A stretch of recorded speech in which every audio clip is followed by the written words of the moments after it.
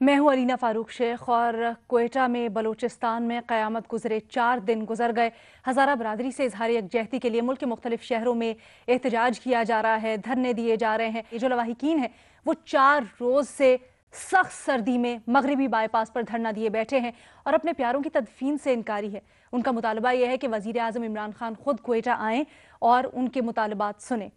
जनाब, गुज़श्ता रोज़ वज़ीर आज़म की नुमाइंदगी करते हुए जुल्फ़ी बुखारी और अली ज़ैदी गए और उन्होंने इस मौके पर गुफ्तगू भी की। वहाँ पर जो लोग बैठे हैं मगरबी बाईपास पर हज़ारा टाउन में, इस मौके पर जुल्फ़ी बुखारी साहब ने कुछ वहाँ पर लीडरान थे, रहनुमा थे, जिनसे गुफ्तगू की जो बड़ी गर्दिश कर रही है सोशल मीडिया पर।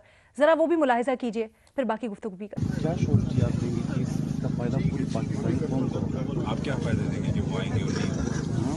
आप क्या जिम्मेदारी लेंगे कि आएंगे और उनके आने से ये फायदा होगा? आप प्रोबेबिलिटी देखते हैं? नहीं देखें। वैसे तो ये शॉर्ट क्लिप है, जुल्फ़ी बुखारी इसमें कहते हुए सुनाई दे रहे हैं पहले कि वज़ीर आज़म यहाँ आएंगे तो क्या फ़ायदा दे सकते हैं। उसके बाद जो पूरा इसका हिस्सा है उसमें वो गुफ्तगू कुछ ऐसे करते हैं कि कल खुदा न खास्ता कहीं मुल्क में कहीं और ऐसा वाक़या हो जाता है, कोई और शहीद हो जाता है और वो कहें कि ऐसा चाहते हैं वैसा चाहते हैं, ये बात रुकी ही नहीं। जनाब, इसके ऊपर थोड़ी सी गुफ्तगू करेंगे कि जो कहा है मुआविन ख़ुसूसी ने, ये क्या सही अल्फाज थे। इसके साथ साथ वज़ीर आला जाम कमाल आज क्वेटा पहुंचे हैं और धरने के शुरका से उन्होंने गुफ्तगू भी की, अमन व अमान की सूरत हाल को बेहतर करने की यकीन दहानी करवाई और वरसा से प्यारों को दफनाने की अपील की। उन्होंने कहा कि वज़ीर आज़म भी आएंगे, ज़रूर आएंगे। इस पर उन्होंने वज़ीर आज़म इमरान खान ने जो ट्वीट किया है आज वो पढ़कर सुनाया, जिसमें वज़ीर आज़म ने लवाहिकीन से ताज़ियत की है और प्यारों को दफनाने की इल्तिजा करते हुए कहा है कि वो पहले भी क्वेटा आए थे, अब भी आएंगे, लोगों के एतमाद को कभी ठेस नहीं पहुंचाएंगे। लेकिन मुजाहिरीन और सबके दिलों में एक ही सवाल है जो हमने आज अपना बुनियादी सवाल भी बनाया है, वो ये कि वज़ीर आज़म के अब तक क्वेटा ना जाने की वजह क्या है। इसी पर गुफ्तगू करेंगे। आज हमें ज्वाइन करें हसन निसार साहब, मुनीफ फारूक साहब, इरशाद भट्टी साहब और शहजाद इकबाल साहब भी हमारा साथ दे रहे हैं। हसन निसार साहब, बुनियादी सवाल पे तो हम गुफ्तगू कर रहे हैं, लेकिन आप बड़ी दफ़ा कहते हैं कि सियासत के दिल में के सीने में दिल नहीं होता। ये जुल्फ़ी बुखारी की अभी आपने गुफ्तगू सुनी, क्या सियासत में अक्लो फ़हम भी नहीं होता, समझ भी नहीं होता? ये किस तरह की गुफ्तगू है? आपने पूरा जुमला नहीं मेरा बोला कि वो, ये तो खैर मुहावरा है एक ना, सियासत के सीने में दिल नहीं होता। मैंने कहा इसकी आंख में हया भी नहीं होती, इसके दिल में दर्द भी नहीं होता। ये कंप्लीट जुमला है। बहरहाल देखें, एक और रियलिटी है, लेट्स भी देखें, हम बड़े जज्बाती और रोमांटिक किस्म के लोग हैं एक कौम के तौर पर, हम लॉजिकल नहीं हैं। सूरत हाल क्या है, वो कहते हैं एक मुहावरा है, एक अनार 100 बीमार। ये इस मुल्क में एक अनार 22 करोड़ बीमार, 122 करोड़ बीमारियां। अब प्राइम मिनिस्टर किधर किधर जाए। लेकिन जो जुल्फ़ी बुखारी ने कहा वो भी कोई बहुत ज़्यादा प्रॉपर बात नहीं है, कोई इतनी गलत भी नहीं है कि वज़ीर आज़म क्या दे सकते हैं। तो मैं सिर्फ ये समझाना चाह रहा हूँ कि भाई वो तसल्ली दे सकते हैं, वो हौसला दे सकते हैं, वो आंसू पहुँच सकते हैं, और ये बहुत बड़ी बात होती है इस तरह की ट्रेजेडी में। लेकिन बहरहाल दोनों तरफ से किधर जाए वो 22 करोड़ की आबादी, 122 करोड़ से ज़्यादा मसाइल, एक बंदा अच्छा चला भी जाए। ये है प्रैक्टिकल अप्रोच, प्रैग्मेटिज्म और बात है, लेकिन ये भी एक रियलिटी है कि हुजूर और कुछ नहीं दे सकते, तसल्ली तो दे सकते हैं। तो बहरहाल it's a very sad situation, इस पर कमेंट करना भी बहुत तकलीफ है। ठीक है शहजाद इकबाल साहब, हसन निसार साहब एक प्रैक्टिकल अप्रोच पेश कर रहे हैं। वो कहते हैं कि इतने मसाइल हैं, एक अनार 22 करोड़ बीमार, कहाँ कहाँ जाएं वज़ीर आज़म। वज़ीर आज़म ने आज ट्वीट भी की है, लेकिन क्या वो ट्वीट मगरिबी बाईपास पर बैठे लोगों के दिलों को कुछ तसल्ली दे पाएगी? देखिए, बहुत ही अनफॉर्चुनेट और अफसोसनाक वाकया है, बल्कि खौफनाक वाकया है। जिस तरह की स्टोरीज हमारे सामने आई हैं, जिस तरीके से हजारा बरादरी के लोगों को कत्ल किया गया, एक जगह पे रखकर आंखों पे पट्टी बांधकर उनको ज़िबा किया गया, मेरे ख्याल से बहुत ही हर कोई जो ये स्टोरी सुनता है, जो ये वाकया सुनता है, उसका दिल खून के आंसू होता है। और वाकई इनके जो जज्बात हैं, अगर ये चाहते हैं कि वज़ीर आज़म आए, उनकी बात सुने, उनके जख्मों पे मरहम रखें, तो वजीर आजम साहब को पहली फुर्सत में ये करना चाहिए। अब आपका सवाल है क्यों नहीं जा रहे, मुझे नहीं पता उनकी क्या मसरूफियत है, इस बात का जवाब मैं तो नहीं दे सकता। तो उनकी अगर उनकी हसासियत इस वक्त इतनी ज्यादा है, उनकी ये डिमांड है, वजीर आजम अगर ये पूरा कर सकते हैं तो उनको बिल्कुल करना चाहिए। लोगों के जज्बात हैं, जाके उनके जख्मों पे मरहम रखें। लेकिन देखें, हम हमेशा ना इस डिबेट में रख जाते हैं। आपका जो सवाल है वो भी यही है कि क्यों नहीं जा रहे। हमारी डिबेट दूसरी तरफ चली जाती है। हम हमेशा डिबेट कर रहे होते हैं कि एक पॉपुलर व्यू जो होता है या ऑप्टिक्स की हम बातें कर रहे होते हैं। हमें असल इश्यूज की तरफ तवज्जो दिलानी चाहिए वजीर आजम साहब को। जो देखें वहां पे जो लोग बैठे हुए उनके जज्बात, मैं उनसे इनकार नहीं करता, उनके जो जज्बात हैं वो अपनी जगह पर हैं। लेकिन जब हम यहाँ पे बैठ के बात कर रहे होते हैं तो हमें वजीर आजम को ये कहने के बजाय कि आप अपने ऑप्टिक्स दिखाएं, उसके बजाय हमें चाहिए कि हम उनसे ये सवाल करें कि जो रियल इश्यूज हैं उस पर हमारी कितनी तवज्जो है, उस हवाले से क्या हो रहा है। दो तीन चीजें हमारे सामने हैं। एक तो हजारा बरादरी को हर मर्तबा टारगेट किया जाता है, बहुत अटैक्स इनके ऊपर हो चुके हैं। उनको प्रोटेक्ट करने के लिए हमने क्या किया है। टेररिस्ट पाकिस्तान में रीग्रुप हो रहे हैं, ये एक हकीकत है। हम क्या कर रहे हैं उसके लिए, हमने बहुत बड़ी बड़ी अचीवमेंट्स हासिल की हैं। ये मुल्क 10 साल पहले जहां पे था, हर रोज कोई दहशतगर्दी का वाकया होता था, बल्कि एक दिन में कई कई वाकयात हो जाते थे। अल्लाह का बहुत शुक्र है, हमारी सिक्योरिटी फोर्सेस ने बड़ा जबरदस्त काम किया है और हम उससे बाहर आए हैं। लेकिन अगर ये तमाम टेररिस्ट ग्रुप वापस इकट्ठा हो रहे हैं और पाकिस्तान में जो है रेड अलर्ट है, अभी मुझे शो में शेख रशीद साहब वजीर दाखिला हैं, उन्होंने कहा इस्लामाबाद, रावलपिंडी, लाहौर में रेड अलर्ट है। इसका मतलब थ्रेट्स मौजूद हैं। क्या वजह है कि ये रीग्रुप कर रहे हैं? बेशक इसके पीछे इंडिया हो, बेशक ये अफगानिस्तान से आ रहे हो, वो एक इशू है जिसको हमने रेस करना है दुनिया भर में। लेकिन हमने अपने सिक्योरिटी दारों से ये पूछना है कि ये रीग्रुप कैसे हो रहे हैं और कैसे कामयाब हो रहे हैं पाकिस्तान की सरजमीन पर अटैक करने में। हम इनको रोकने में क्यों नहीं कामयाब हो रहे? ये वो सवालात हैं जो हमने पूछने हैं। इसके अलावा बलूचिस्तान के हवाले से ये बड़ा इंपॉर्टेंट है और इस पर वजीर आजम साहब की तवज्जो दिलवानी चाहिए। प्रेशर इस बात पे होना चाहिए कि बलूचिस्तान में जो सिक्योरिटी एजेंसीज है वो बड़ी तादाद में मौजूद है, इसके बावजूद हम लोगों को प्रोटेक्ट करने में वहां पे नाकाम रहे। तो ये रियल इश्यूज है ना कि दहशतगर्द रीग्रुप हो रहे हैं, सिक्योरिटी फोर्सेस एजेंसीज वहां पे बड़ी तादाद में है, लेकिन हम कंट्रोल नहीं कर पा रहे, हम प्रोटेक्ट नहीं कर पा रहे अपने लोगों को। हजारा बरादरी को बार बार निशाना बनाया जाता है, हम नहीं प्रोटेक्ट कर पाते। ये वो इश्यूज हैं जिसपे हमें प्रेशर क्रिएट करना है, हमने तवज्जो दिलवानी है वजीर आजम साहब की। और फिर उनके वजीर आजम साहब और जो भी मुल्क में इस वक्त सिक्योरिटी एजेंसीज है उनको हल निकालना है इस बात का। ऑप्टिक्स पे बहुत सारी बातें होती हैं और सारे सवालात भी ऑप्टिक्स पे होते हैं। जो उनके ग्रीवेंसेस हैं, जो वो जिस कर्ब से इस वक्त गुजर रहे हैं, जो उनके जज्बात हैं, वो शायद हम समझ भी नहीं सकते। तो उनका एक मुतालबा है, वजीर आजम साहब को चाहिए पूरा करें। लेकिन ये मेन इश्यूज हैं जिस पर मीडिया का फोकस। लेकिन शहजाद उनके मुतालबात की जो एक फहरिस्त है, सिर्फ वजीर आजम के आने का मुतालबा नहीं, वजीर आजम से भी वो यही मुतालबात करते हैं। जो 7 से 8 उन्होंने दिए हैं मुतालबात, उनमें सबसे बुनियादी नुकता यही है कि अमन व अमान की सूरत हाल को बेहतर बनाया जाए। तो वो तो बुनियादी बात तो यही कर रहे हैं ना? जी जी बिल्कुल बिल्कुल, ऑब्वियसली बिल्कुल है। और मैंने इसीलिए कहा, मैंने कहा वो तो है इनका मुतालबा। उनका अगर ये मुतालबा है कि वो हमारे पास आए, हमसे बात करें, हमें तो वजीर आजम वहां जाके भी उनको इस वक्त तो उस मुतालबे को भी मैं गलत नहीं कहूंगा, उनके जज्बात हैं, वो ये बात कर रहे हैं और वजीर आजम ने कहा भी है कि वो जाएंगे। लेकिन मेरे ख्याल से जो मीडिया हमें इस वक्त जो बात करनी चाहिए ना, बजाय इसके कि क्यों नहीं गए, जुल्फी बुखारी ने ये कह दिया, इनसेंसिटिविटीज नहीं होनी चाहिए। हसास मामला है, हर किसी को देखभाल के बोलना चाहिए। मुझे नहीं पता किस कॉन्टेक्स्ट में उन्होंने बात की है, साउंड्स रॉन्ग, बट हमें ये फोकस करना चाहिए जो बड़े इश्यूज हैं कि दहशतगर्द है। तो उसके बाद हमने जानी और माल नुकसान के बाद हमने ये थोड़ा बहुत जो इस वक्त हासिल किया है पीस, अमन, वो बरकरार रहना चाहिए। इस पर हमारी सबकी तवज्जो होनी चाहिए। ठीक है इरशाद भट्टी साहब, ये कहा जा रहा है मुतालबात जो हैं वजीर आजम जाएं वहां पर और उसके बाद वजीर आजम लोगों को तसल्ली दें कि आपके जो मुतालबात हैं वो पूरे होंगे, इसके लिए हम काम करेंगे। वैसे तो वो सूबाई हुकूमत से भी कह सकते हैं, लेकिन वजीर आजम से रीअश्योरेंस चाहते हैं।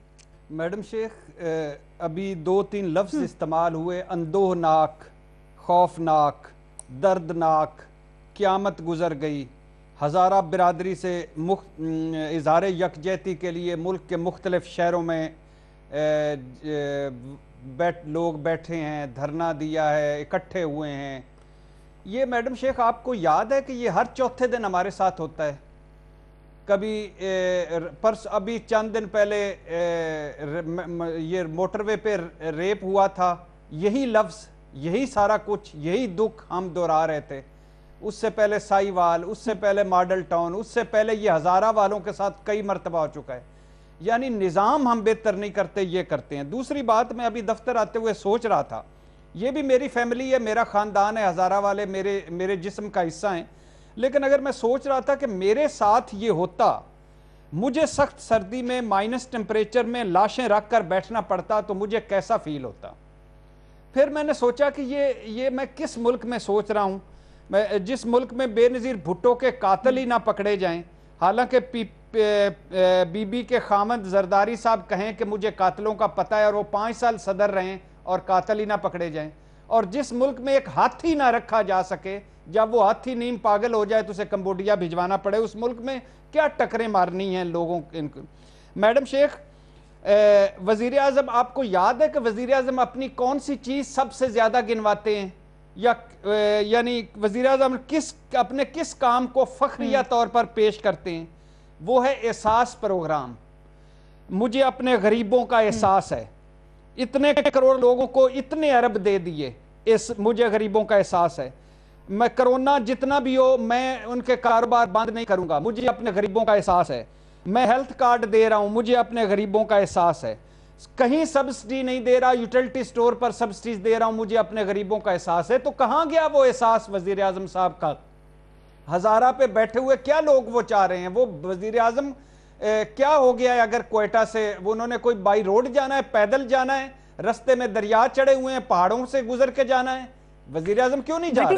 अच्छा, आप दारुल-हुकूमत में बैठे हैं, वजीर आजम को बताना चाहता हूँ, एक मेरी बात सुन लीजिए। आप जायजा ले रहे हैं हालात का, थोड़ा हमें कुछ बताएं। क्या वजह है ना जाने की वजीर आजम की? मैं बताता हूँ। मैं वजीर आजम साहब को अपने को बताना चाहता हूं कि एहसास पता है क्या होता है वजीर आजम साहब? ये एहसास ये नहीं होता कि जिस दिन उसामा सत्ती का कत्ल हो, F6 में डाका हो, हजारा वाले लाशें रख के बैठे हों और आप स्पोक्स पर्सन की मीटिंग कर रहे हैं और उसमें बता रहे हो कि पीडीएम को टफ टाइम देना है। वजीर आजम साहब, एहसास देखना है तो न्यूजीलैंड की वजीर आजम से एहसास सीखें। जब दहशतगर्दी न्यूजीलैंड में हुई तो क्या रद्द अमल था न्यूजीलैंड की वजीर आजम का? किस तरह वो सारों को जाके मिली, घर घर गई, क्या क्या उन्होंने किया? हालांकि वो उनके मजहब के लोग नहीं थे, फिर भी उन्होंने क्या किया? अच्छा मैडम शेख, वो चाह क्या रहे हैं? 2 काम चाह रहे हैं। एक वो बंदा है जिसको हमारा दर्द हो, वो एस्टेब्लिशमेंट के लोगों को भी बुला रहे हैं और वजीर आजम साहब को भी बुला रहे हैं, जो आके हमें ये यकीन दिलाए कि आइंदा हमारे साथ ये नहीं होगा। और आखिरी बात, कल काबीना के इजलास में पता है मैडम शेख क्या हुआ? कल काबीना के इजलास में उसामा सत्ती कत्ल पर बात हुई, जो ये इस्लामाबाद में कत्ल हुआ है, तो एक वजीर बोले इस तरह के वाकयात तो होते रहते हैं। आगे से फवाद चौधरी और फैसल वाडा ने कहा खुदा का खौफ करें, इस तरह के वाकयात का क्या मतलब है कि पुलिस ने गोलियां मार के एक जवान बच्चे को मार दी और आप कह रहे हैं इस तरह के वाकयात होते रहते हैं। और आपको पता है अमेरिका में ट्रंप के हारने की एक वजह यह भी है कि वहां वो जो काला मर गया था उसकी वजह से वो सारा हुआ है। तो उस पर फिर वो वजीर बोले अच्छा दुआ करते हैं। कल काबीना में जो हजारा बिरादरी के हवाले से बातचीत हुई और जिस तरह वजीर आजम साहब और सारा हुआ, वो छोड़ दें। ये सिर्फ कहने की बातें हैं। गरीबों का एहसास किसको है मैडम शेख? कोई एहसास नामी चीज नहीं है। हम हर रोज रोते रहेंगे, दीवारों को टकरे मारते रहेंगे और ये वाकयात होते रहेंगे। कैसा है ये निजाम? कैसी है ये हुकूमत? कैसी है ये हुकूमती रेट? खुदा का खौफ करें। ठीक है। अच्छा भट्टी साहब, मुझे आगे बढ़ने, मुझे सिर्फ इतना सा बता दें कि कहा जा रहा है, मैंने 2-3 नुमाइंदों का भी ये बयान सुना कि वो कह रहे थे कि जी शायद कोई सिक्योरिटी क्लियरेंस का इंतजार किया जा रहा है, वो मिलेगा तो फिर वजीर आजम जाएंगे। क्या ऐसी कोई इत्तलात हैं आपके पास? कोई ऐसी बात नहीं है, कोई सिक्योरिटी क्लियरेंस का मेरी इत्तला के मुताबिक कोई बात नहीं है, बिल्कुल नहीं है, ऐसा कुछ नहीं है। ठीक है। मुनीफ फारूक साहब, अब ये जो अभी हमें ओपिनियन मिला है, इसमें 2 ओपिनियन सामने आए हैं। एक वो जो सेंटिमेंट्स को टच करता है, इस वक्त ना सिर्फ हजारा बरादरी बल्कि लोगों के सेंटिमेंट्स की तर्जुमानी करता है। एक प्रैक्टिकल अप्रोच है जो कहते हैं कि जी हमें बुनियादी इशूज पर फोकस करने की जरूरत है, रेदर देन वो कि वजीर आजम वहां क्यों नहीं जा रहे। आप इन दोनों में से क्या बेहतर समझते हैं? क्या हम वाकई इस इशू को थोड़ा जज्बाती हो के सोच रहे हैं? क्या वजीर आजम के वहां जाने से तसल्ली नहीं मिलेगी लोगों को? वैसे अलीना, ये अगर मुनीब एक सेकंड प्लीज, अगर ये आप मेरे सवाल जी, मैं शहजादा आपके पास आती हूँ। मैंने कहा मेरे जवाब से नहीं, मैं दोनों ओपिनियंस मेरे सामने है ना। मैंने ये नहीं कहा नहीं, मैं कह रहा हूँ कि मैं ये मुझसे ना मंसूब कीजिएगा ये बात, जो मैंने ये नहीं की है कि वजीर आजम के वहां जाने से फर्क नहीं पड़ेगा। मैंने ये कहा है कि अगर उनकी ये डिमांड है, वजीर आजम को पहली फुर्सत में ये पूरा करना चाहिए, लेकिन साथ में जो रियल इश्यूज हैं उस पर हमें ज्यादा प्रेशर क्रिएट करने की जरूरत है। जी, ज्यादा प्रेशर क्रिएट करना चाहिए, ठीक है। लेकिन यहाँ पर पहले हसन साहब की भी, फिर आपकी भी ये राय आई ना कि एक प्रैक्टिकल सोच को भी मद्देनजर रखना चाहिए। मुनीफ फारूक साहब, प्रैक्टिकल सोच की बात मैंने नहीं की है, प्रैक्टिकल सोच की बात मैंने नहीं की है, अच्छा, हसन साहब ने की थी, मैंने कोई ठीक है, बात नहीं की। जी ठीक है, जी ओके, आपका पॉइंट क्लियर हो गया। मुनीफ फारूक साहब जी, देखिए गुजारिश ये है कि अगर जो बुनियादी मसाइल या जो रियल इशू है वो एग्जिस्ट करता है, ठीक है, लेकिन उसको एड्रेस करने से किसने रोका है? वो तो कीजिए, वज़ीर आज़म का, हुकूमत का ही काम है कि उसे एड्रेस करना है। और अगर ये इंतहा पसंदी, दहशत गर्दी का एक और एलिमेंट है इंतहा पसंदी, अगर इसको आपने एड्रेस करना है तो आपको किसने रोका है? लेकिन मैं ये इससे मेरी राय बिल्कुल मुख्तलिफ है कि वज़ीर आज़म 22 करोड़ के हैं या 24 करोड़ के हैं, वो वज़ीर आज़म है, एक सानहा हुआ है, और कोई भी वज़ीर आज़म हो, अगर आप तो ये कहते हैं ना कि आप लोगों के ज़्यादा करीब हैं और आपका तो दावा भी ये है कि आपकी ट्रू रिप्रेजेंटेशन है, तो फिर आपके मुल्क की एक इकाई है, वहाँ पर एक कम्युनिटी है, उनके साथ जुल्म हुआ है, आपको जाना चाहिए।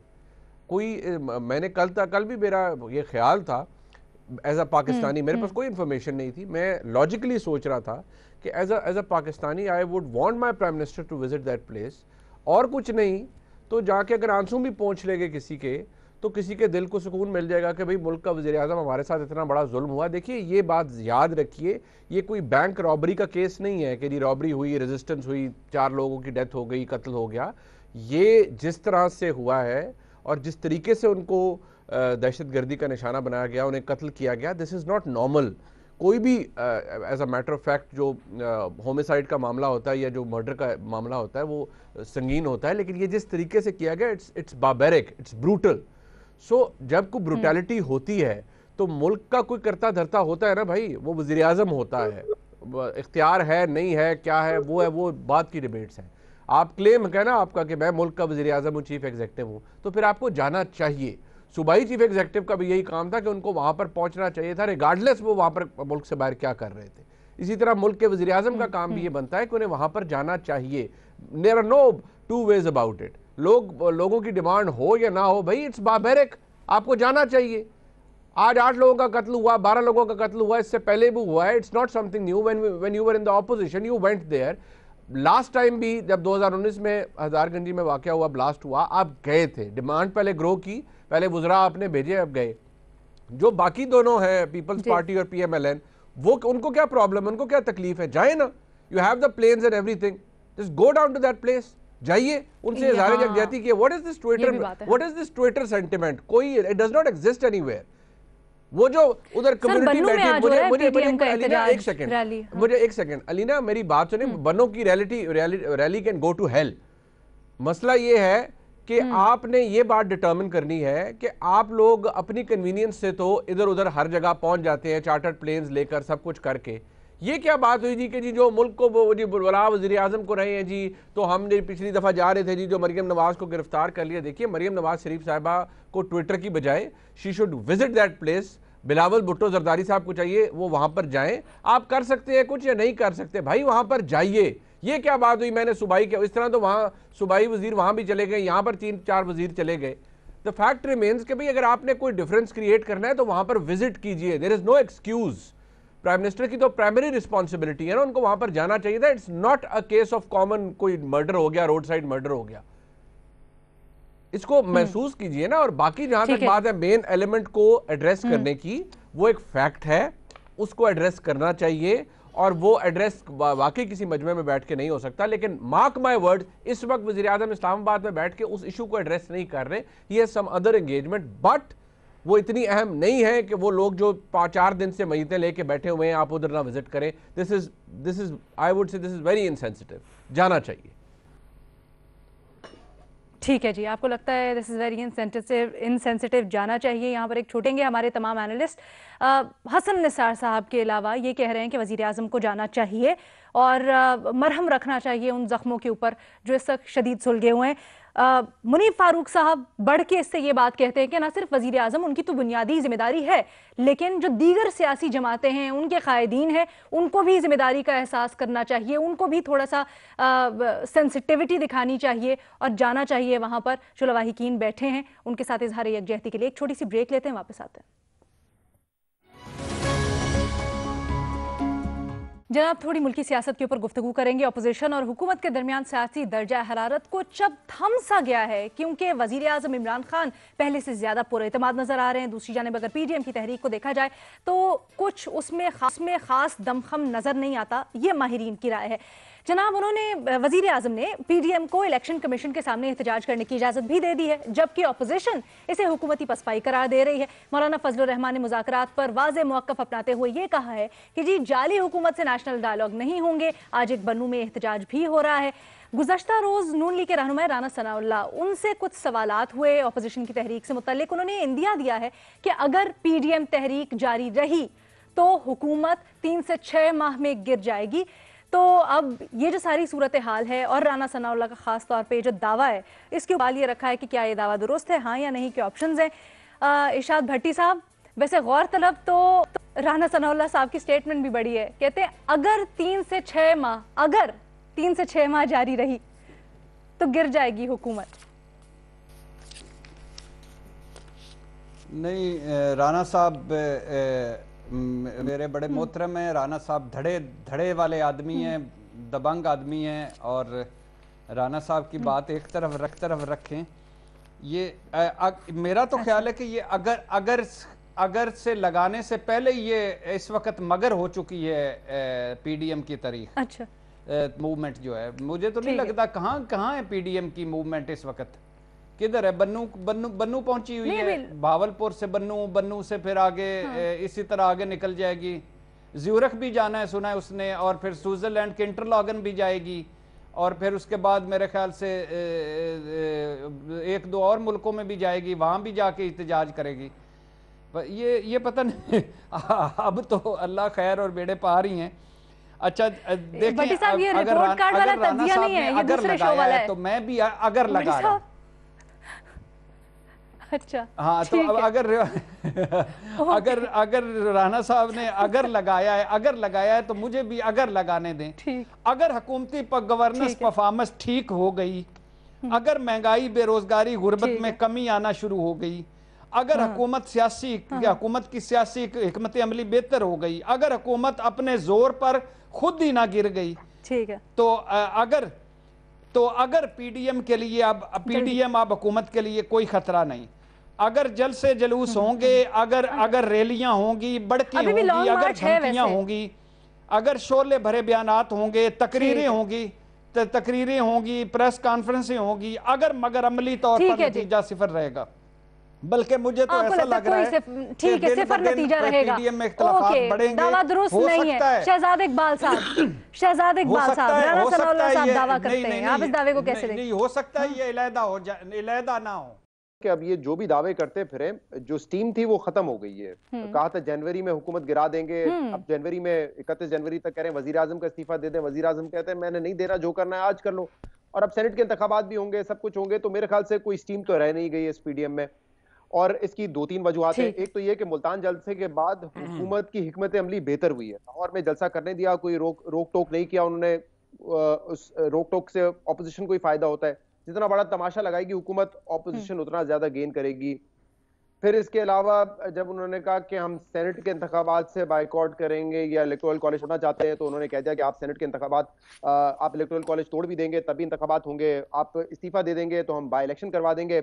ये हुकूमत ने तो अपनी थोड़ी सी स्ट्रेटजी बेहतर की है, लेकिन ऑब्वियसली क्रेडिट इसका जाता है पाकिस्तान पीपल्स पार्टी को। पाकिस्तान पीपल्स पार्टी से तवक्कुआत पहले भी यही थी कि वो अपनी सिंध हुकूमत नहीं तोड़ेंगे, वो उन तवक्कुआत पे बिल्कुल पूरा उतरे हैं। और सबसे अहम बात यह है कि उन्होंने पुश किया इलेक्शन कमीशन ऑफ पाकिस्तान को कि ज़िमनी इंतखाबात आपने करवाने थे, कोरोना की वजह से आपने उनको हॉल्ट कर दिया था, लेकिन वो इलेक्शन करवाएं। और जैसे ही ज़िमनी इंतखाबात का ऐलान किया इलेक्शन कमीशन ऑफ पाकिस्तान ने, पीपल्स पार्टी ने बगैर पीडीएम से मशवरा किए उसकी तैयारी शुरू कर दी और वाजे कर दिया कि हमने ये इंतखाबात लड़ने। और जब पीपल्स पार्टी ने ये पोजीशन ले ली तो इसके बाद नून लीग उस पोजीशन में नहीं रही कि वो इस्तीफे दे सकें, तो वो भी अपने उससे पीछे हट गए। अब आगे कोई प्लान नहीं है। जरदारी साहब कहते हैं मैंने मुशर्रफ को हटवा दिया था, उसी तरह हटा दूंगा। ये मुमकिन नहीं है जब तक कुछ इत्तेहादी निकलकर ऑपोजिशन की बेंचेस पे नहीं आएगा, और वो ऐसे नहीं आएंगे। वो आएंगे तो किसी के कहने पर आएंगे, और अगर किसी के कहने पर आएंगे तो ऑपोजिशन को वो क्यों तस्लीम करना चाहिए, क्योंकि ऑपोजिशन कल वो मौलाना नवाज शरीफ की गुफ्तगू भी तो चाहते हैं। हाँ ठीक है, चाहते हैं कि आपको लगता है पीडीएम की तहरीक से दमखम निकल चुका है, लेकिन एक गुफ्तगू ठीक है। Okay okay Shahzad, I have to take a break, एक छोटी सी ब्रेक लेते हैं जी, उसके बाद इसी सवाल को डिस्कस करेंगे। Be right back.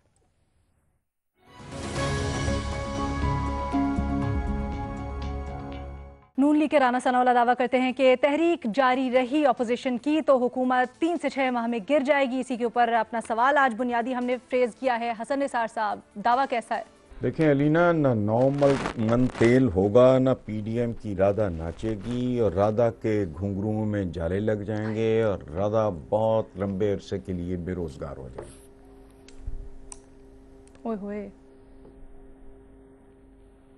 ठीक है। मुनीब फारूक साहब, आपको क्या लगता है? मुझे क्या लगता है, मैं ब्रीफली बता दूं, आपके पास वक्त बिल्कुल कम है। बस वो एक, इसको ज़रा थोड़े को बहुता जानिएगा। एक फिल्म बनी थी नवाजुद्दीन सिद्दीकी की, उसके अंदर एक डायलॉग है वो बाप और बेटे के बीच में ना, उसमें वो कहता है तुमसे ना हो पाएगा। अच्छा अच्छा अच्छा, तो बस यही है अच्छा। पीडीएम के लिए कि तुमसे ना हो पाएगा। वैसे एक चीज है, अगर तो हुकूमत से कारकर्दगी ना हो पाई ना मुनीब, तो फिर बड़ा मसला हो जाएगा, अवामी सेंटिमेंट चला जाएगा दोबारा से, और वो जो कमर जमान कायरा रात बात करे थे ना, माहौल वो भी बनता हुआ फिर जरा दिखाई देगा। तो क्या फिर इम्कानात लगते हैं आपको? फिर यही आप गवर्नमेंट पे अप्लाई कर लीजिएगा। अच्छा चलिए ठीक है। भट्टी साहब कुछ ऐड करना चाह रहे थे आप? पीडीएम के पल्ले आप कुछ नहीं हाँ, एक मिनट। अब कौन सा प्रोग्राम है? लेकिन कहते हैं लॉन्ग मार्च का अभी भी हमारे पास कार्ड मौजूद है, या फिर सिर्फ मैं 1 मिनट आ रही हूँ भट्टी साहब आपके पास। मुनीब फारूक साहब, नहीं, वो मैं गुजारिश ये है, लॉन्ग मार्च बिल्कुल 100 बिस्मिल्लाह करके करें, मौलाना ने भी की थी, लेकिन कुछ मिलेगा नहीं ना। जो सहूलत मतलूबा सहूलत, तो फिर आज बन्नू में क्या है? वो देखिए जलसे करेंगे, इससे बड़े भी कर लेंगे, जलसे तो इससे बड़े भी कर लेंगे। मुझे कहीं जाता हुआ नजर नहीं आता ना, सफिशिएंट कंडीशंस नहीं है हुकूमत गिरने की। जी ठीक है, मतलब वो अगले इलेक्शंस तक बस इसको जरा माहौल बना के रख रहे हैं। जी, खुसूसी मदद के बगैर नहीं हो पाएगा ये। ठीक है भट्टी साहब। मैडम शेख, हसन निसार साहब के जवाब और मुनीब साहब के हो नहीं पाएगा के जवाब के बाद बताएं ये कौन सा प्रोग्राम है, रिपोर्ट कार्ड है, कौन सा है? दूसरी बात ये है कि ये अगर जहां लग जाए तो वहां फिर मगर लेकिन चूंकि चुनाचे ये सारे लग जाते हैं। अच्छा। और हौसला रखें मैडम शेख, आज आपको बड़ी जल्दी हुकूमत गिराने की, अभी नहीं गिरने वाली, अभी अब निकल गई। अब पीडीएम बिना दांतों के शेर है और बिना जहर के सांप है, तो ये अब इस कुछ अरसे बाद इस सांप से वो गलोलना छुपाती बच्चे खेला करेंगे। अच्छा भट्टी साहब, ये मेरे पे ना डाला करें, 2 दिन तक आप भी उस तरफ ही जा रहे थे। आपके तज्जियों के ऊपर ही मैं अपने सवाल और अपनी नॉलेज बेस करती हूँ, हमें तो रहनुमाई आप करते हैं ना, आप लोग अपने तज्जियों से। हाँ मैडम शेख, तो वो मोन्टाज आपने दिखाना है, वो मोन्टाज दिखाना है जिसमें मैंने कहा है 2028 तक की हुकूमत बिल्कुल उस मोन्टाज का वादा आपसे रहा, उस मोन्टाज का वादा, बिल्कुल सही बात है, उस मोन्टाज का आपसे वादा रहा, वो हम आपको दिखाएंगे इसी वाले शो में। इसलिए आज आपसे इजाजत, अभी तक के लिए इतना ही, कल नए सवालात के साथ हाजिर होंगे। इजाजत दीजिए, अल्लाह हाफिज।